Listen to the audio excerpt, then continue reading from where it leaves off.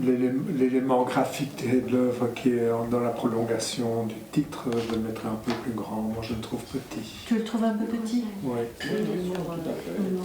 Ok. Et sinon, l'emplacement du dépli BD, est-ce qu'à cet endroit-là, ça vous paraît pertinent? Alors aujourd'hui, c'est la dernière réunion de rédaction pour boucler le numéro 1 sur lequel on travaille depuis plusieurs mois. Et donc, c'est ce qu'on appelle du fine-tuning. Donc, on met au point, on fait les réglages rubrique par rubrique. Et il y a ici sur la table 90%, 90% de la matière. Nous sommes dans les locaux de la société Moulinsart à Bruxelles, qui gère l'exploitation commerciale de l'œuvre d'Hergé. Toute une équipe s'affaire autour de la maquette du futur magazine, tournant autour du célèbre reporter « Tintin, c'est l'aventure ». Une aventure initiée par le tournésien Didier Plateau en étroite collaboration avec le magazine Géo. Oui, tout à fait. Alors c'est une photo de Véronique. Véronique. Il ne faut pas mettre ici le carnet de route plutôt que le face-à-face. Tout à fait. On peut, ouais. Le carnet de route, c'est symbolique. Comme je suis consultant éditeur chez Moulinsart, je me suis trouvé un jour, et on fait beaucoup de choses, un peu à court d'idées. Et j'étais perplexe en regardant un album de Tintin, en disant qu'est-ce qu'on peut faire encore avec ce personnage fabuleux. Et j'ai vu le surtitre « Les aventures de Tintin ». Je dis mais on n'a jamais traité l'aventure, et l'aventure contemporaine avec Tintin. Et donc avec ce déclic, je suis parti voir Géo, l'équipe avec qui on travaille avec Moulinsart depuis à peu près 20 ans. Et donc j'ai exposé ce concept.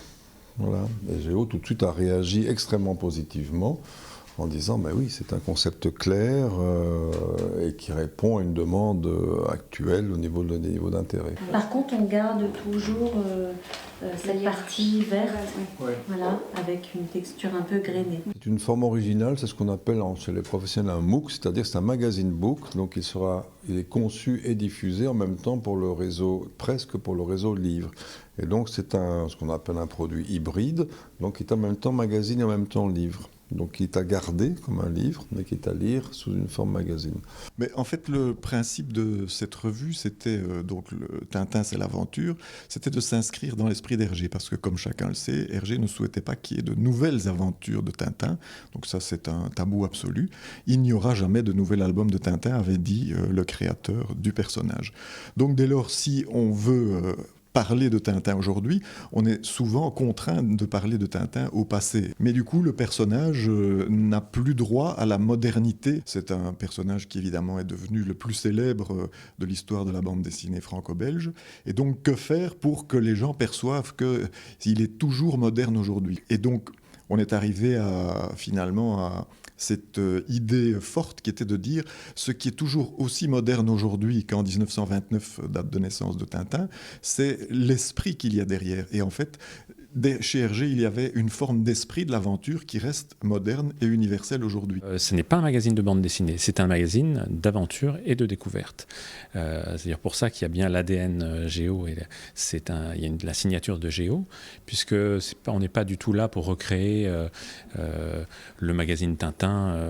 On est dans une création pure où on est là pour évoquer l'actualité, le monde d'aujourd'hui, et Tintin sert de prétexte et sert de compagnon de route dans cette aventure. Ouais, en mettant... Il faut qu'on répartisse le chemin de fer autrement. Ouais, Il faut voir où est-ce qu'il y a de la place. Dans ce MOOC, qui paraîtra tous les 3 mois, des articles d'actualité, d'histoire et d'aventure. Le premier numéro traitera de la conquête spatiale moderne, mis en parallèle avec les albums Objectif Lune et On a marché sur la Lune. Et puis la BD. La BD, Est-ce que tu penses qu'on aura ça à temps? Tu as confiance? Okay. Moi, il m'a dit qu'il travaillait 16 heures par jour quand il le fallait. Ah oui. Et les BD-philes y trouveront plus que leur compte. À chaque fois, la revue intégrera une BD originale signée par un grand auteur contemporain. Premier invité, le cultissime Isler, à qui l'on doit entre autres la série Sambre. C'est vraiment exceptionnel et comme occasion, et tout était là pour pouvoir le faire. Il y avait aussi l'assurance d'avoir un véritable éditeur en la personne de Didier qui donnait confiance. Voilà. Donc il y a ces petits ingrédients qui font que c'est pas rationnel, c'est vraiment ce pourquoi on fait ce métier. Isler, dont le père était un proche d'Hergé, a donc accepté ce challenge pas facile de créer une suite à On a marché sur la Lune, mais sans aucun personnage d'Hergé. Vous connaissez le bouquin de Georges Perec, La disparition, et c'est un bouquin qui est écrit sans la lettre E, et le roman c'est ça.